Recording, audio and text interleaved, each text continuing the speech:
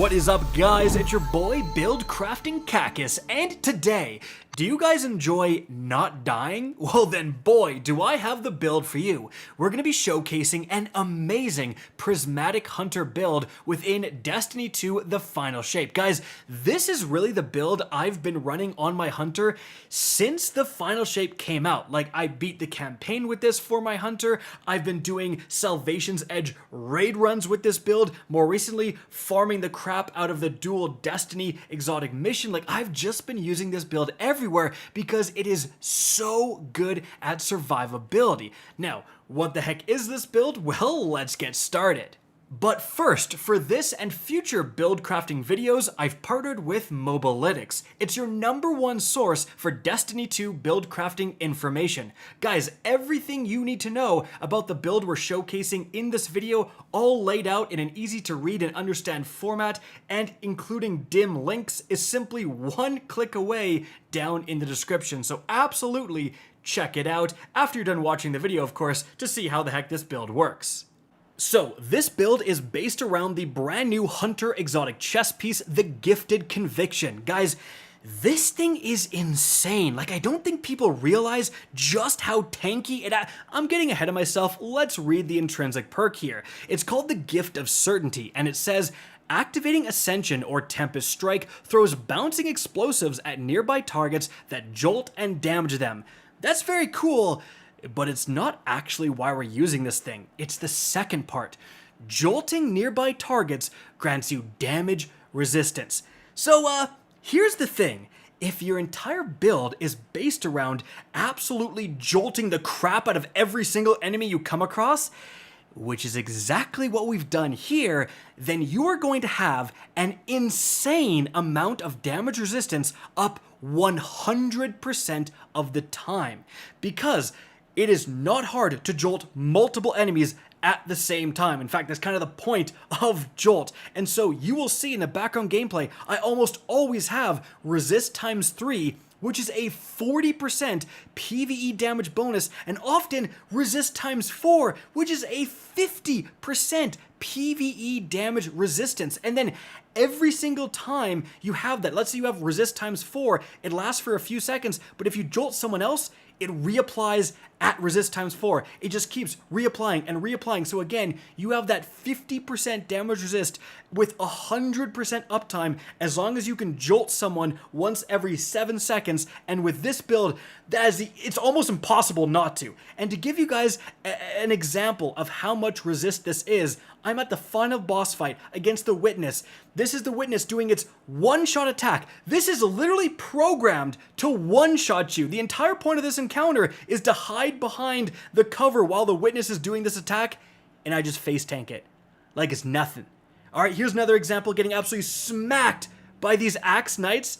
No big deal, man. No big deal at all. Like, we make a Titan with woven mail look like a pushover. That is how much resistance you're getting. Not to mention, this resist is going to stack with other forms of resistance. So you have that 50% at ×4, and then you also have right here your resistance chest mods. So if you're taking void damage or incoming arc damage, you're getting way more than 50% resist because it's 50% added on top of the arc resistance. Like, it is crazy how survivable you are if you can continually jolt people.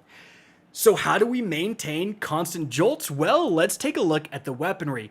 First and foremost, guys, it's gotta be the Indebted Kindness. This rocket-assisted sidearm is nutty. Every rocket-assisted sidearm is absolutely nutty in this game. But the Indebted Kindness, like, this was a darling of last season. This was the #1 most used onslaught weapon for a considerable period of time, I believe, during the heyday of Into the Light. Like, this thing was crazy, and it, of course, can get Volt Shot. So, get a kill with the Indebted Kindness, which is literally the easiest thing you could possibly ask of someone, just shoot something, and then reload, and boom, you have Volt Shot, then you reload after that, you have Volt Shot, you have Volt Shot, you are just jolting, jolting, jolting, it's non-stop. It can also get lead from gold, so it's way more ammo efficient. And then, if we're going to be relying on this Indebted Kindness to be jolting everything, let's back it up. So in terms of some armor mods here, hey, on the helmet, we have Arc Siphon. So now, as we are continually mopping everyone up by jolting them, we're also spawning orbs of power. Sounds pretty sick.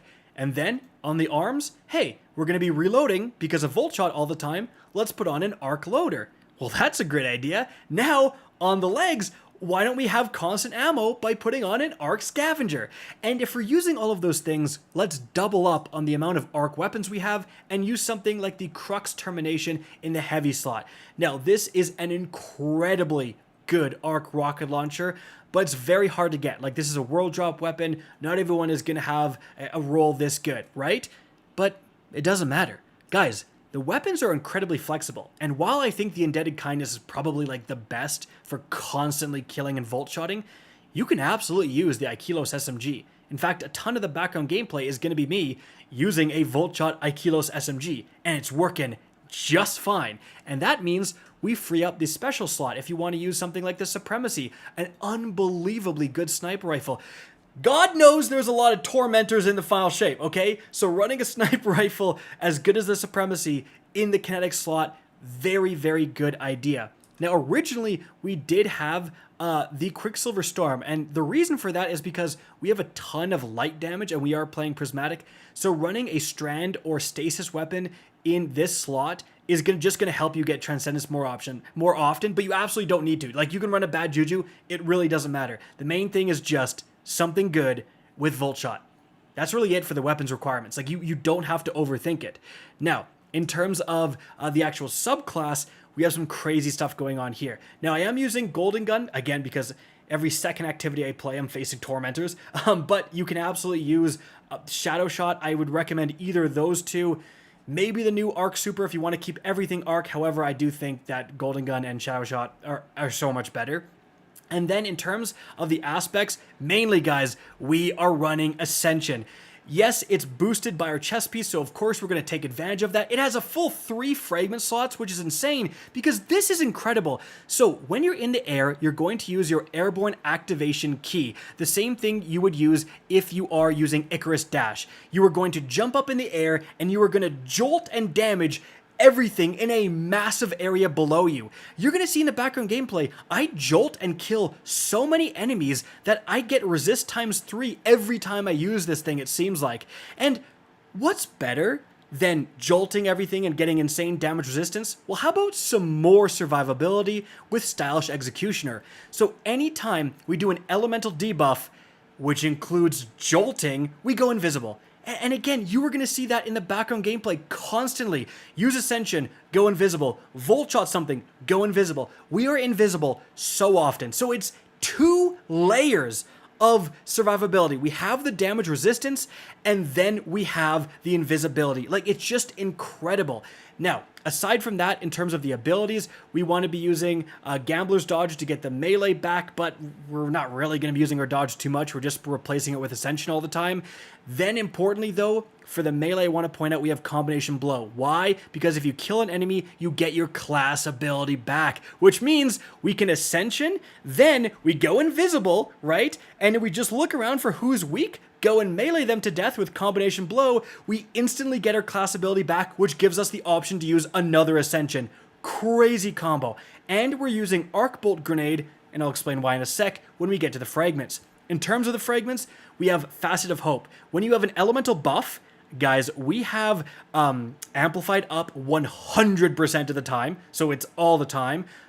We get more class ability regeneration, which means more Ascensions, right? That's all that means. Facet of Protection for even more survivability.